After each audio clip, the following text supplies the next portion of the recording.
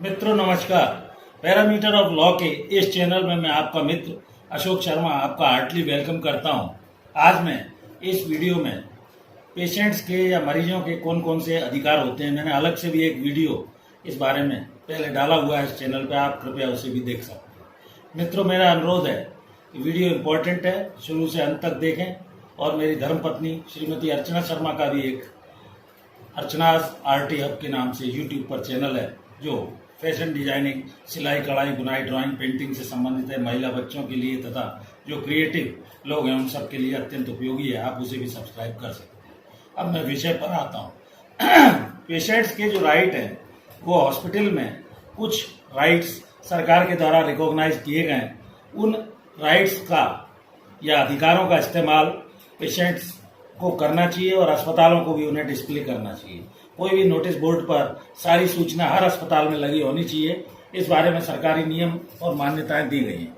ये मरीज के प्रमुख अधिकारों में आते हैं और इसमें national council for clinical establishment के तहत मरीजों के लिए 20 अधिकार तय किए गए। इनमें से कुछ 13 पॉइंट जो हैं या प्रमुख हैं उनको मैं आपको बताता हूँ। अस्पताल में पहुंचने के बाद जब भी आपकी कोई जांच होती है, मरीजों या उनके परिजनों उसकी बीमारी संबंधित इलाज, जटिलता और खर्च के बारे में सारा डिटेल जानकारी उनको देनी होगी। हॉस्पिटल का ये कर्तव्य है। नेक्स्ट है, अस्पताल में सभी तरह की इलाज सुविधा और जांच का जो भी है रेट, वो चार्ट डिस्प्ले करना होगा।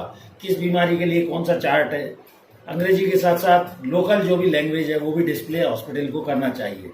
उसके अलावा ये जानकारी ऐसी जगह डिस्प्ले और प्रदर्शित होना चाहिए कि आम मरीज जो भी अस्पताल में जाता है उसको ये सारी जानकारी हो जाए, किस बीमारी का, किस टेस्ट का क्या इलाज है, और मरीजों और परिजन उसको आसानी से चार्ट को देख सकें। नेक्स्ट है, कैश का पेपर उनको देना चाहिए। क्या आपने उनसे नगद में लिया, जांच रिपोर्ट और आइटम वाइज जो भी डिटेल है, बिल अलग अलग उनको देना चाहिए और ये सब स्पष्ट तौर पर उन्हें समझा देना चाहिए और बिल भी देना चाहिए। सर्जरी, कीमोथेरेपी सहित सभी तरह के सर्जिकल इलाज जो भी मरीज के किए जाते हैं हॉस्पिटल के द्वारा, उसकी भी स्पष्ट जानकारी मरीजों को दी जानी चाहिए। नेक्स्ट है, अगर मरीज या उसके परिजन अस्पताल से संतुष्ट नहीं है तो दूसरे अस्पताल या डॉक्टर से भी सलाह लेने की उनको सिफारिश करनी चाहिए। इसके लिए उस अस्पताल को जहां उसका इलाज चल रहा है उनको सारी डिटेल उसको समझानी चाहिए, सारी रिपोर्ट मरीज को सौंप देनी चाहिए बिना किसी हिले हवाला के। नेक्स्ट है, डॉक्टर और हॉस्पिटल स्टाफ को मरीज से अच्छा व्यवहार करना चाहिए। ये डिसिप्लिन की बात है, जिससे आपके अस्पताल की भी प्रतिष्ठा बढ़ेगी, मरीज भी संतुष्ट होगा और 4 लोगों को ये बताएगा कि इस फलाने हॉस्पिटल में इलाज अच्छे से हो रहा है।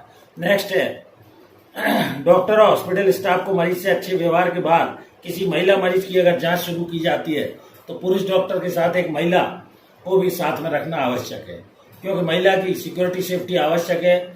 महिला को कमजोर वर्ग मानते हुए कॉन्स्टिट्यूशन में भी विशेष प्रिविलेजेस दिए गए हैं। नेक्स्ट है, HIV संक्रमित मरीजों से किसी प्रकार का भेदभाव अस्पताल को नहीं करना चाहिए। अगर कोई भी HIV पेशेंट आता है और अगर हॉस्पिटल में जांच का कोई अन्य विकल्प है तो स्वेच्छा से मरीज उसे चाहे तो ले सके। नेक्स्ट है, डेड बॉडी किसी भी कीमत पर अगर पेमेंट वगैरह उसका रह भी गया है तो वो नहीं रोक सकते हैं, प्रबंधन उसको रोक नहीं सकता अस्पताल में डेथ होने के बाद। नेक्स्ट है, अगर मरीज उस अस्पताल से असंतुष्ट होकर दूसरी जगह जाना चाहे तो भुगतान पर सहमति देते हुए उसे जाने देना चाहिए, उसे रोकने का उस अस्पताल को कोई अधिकार नहीं है। नेक्स्ट है, मेडिकल जो रिपोर्ट है, रिकॉर्ड का डिजिटलाइजेशन आजकल हो गया है, करना हो तो मरीज या उसके परिजन को सहमति उसकी जरूरी होगी।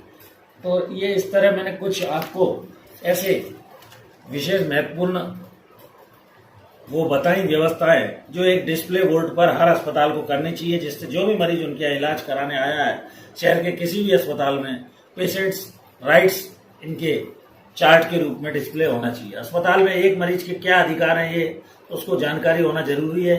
और कई जगह से मरीजों से अनावश्यक वसूली के, उनके टेस्ट करा के, कुछ अनावश्यक के जिसकी आवश्यकता नहीं है दुर्व्यवहार भी किया जाता है। तो ये national council of clinical establishment से स्वीकृत कुछ पेशेंट्स राइट का चार्टर तैयार किया गया है जो हर अस्पताल को इसका पालन करना चाहिए। और मरीजों और उनके परिजनों की ये आम शिकायत रहती है कि मरीज को रोक लिया, उनको बिल समय पर नहीं दिया गया, दूसरे हॉस्पिटल में नहीं जाने दिया गया, अनावश्यक रोका गया है।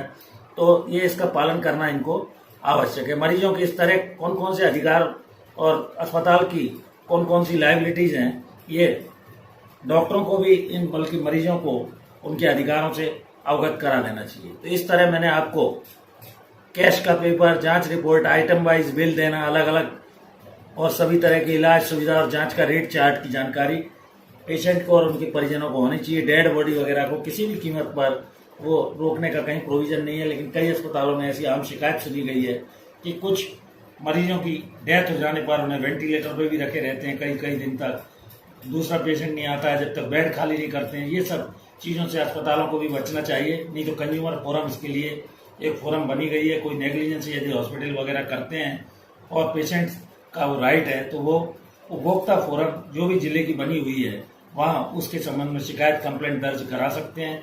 मैंने अलग से उपभोक्ता फोरम के संबंध में भी कुछ वीडियो बनाए हुए हैं, आप उन्हें भी देख सकते हैं, अपनी जानकारी कानूनी बढ़ा सकते हैं। और क्षतिपूर्ति या लापरवाही अस्पताल की गई है ऑपरेशन के समय, तो उसकी मांग आप एक फोरम पर कर सकते हैं जो उपभोक्ता फोरम कहलाती है, जिसमें कंज्यूमर को जो भी सर्विस हॉस्पिटल द्वारा प्रोवाइड की गई है उसमें अगर असंतुष्ट है तो वो अपनी क्षतिपूर्ति का इलाज के दौरान हुई लापरवाही के लिए मांग कर सकता है। तो मित्रों, ये जानकारी कैसी लगी? अगर जानकारी अच्छी लगी हो तो इसे अपने दोस्तों, परिचितों, रिश्तेदारों को वीडियो को लाइक करें, शेयर करें। यदि चैनल पर नए हैं, अभी तक नहीं किया है तो उसे सब्सक्राइब करें। और मैं समझता हूँ मैं कानूनी जानकारी छोटे छोटे वीडियोज़ के द्वारा जो आपको दे रहा हूँ आपकी समझ में आ रहे होंगे और इसका भरपूर लाभ आप ले रहे होंगे। मैं सभी सब्सक्राइबर का तथा देखने वाले लोगों का तहे दिल से धन्यवाद करता हूँ। मैं आपका आभारी हूँ। कृपया चैनल से जुड़े रहें। इस वीडियो में यहीं तक, कल फिर मिलते हैं नए वीडियो के साथ। Thank you for watching this video. नमस्कार।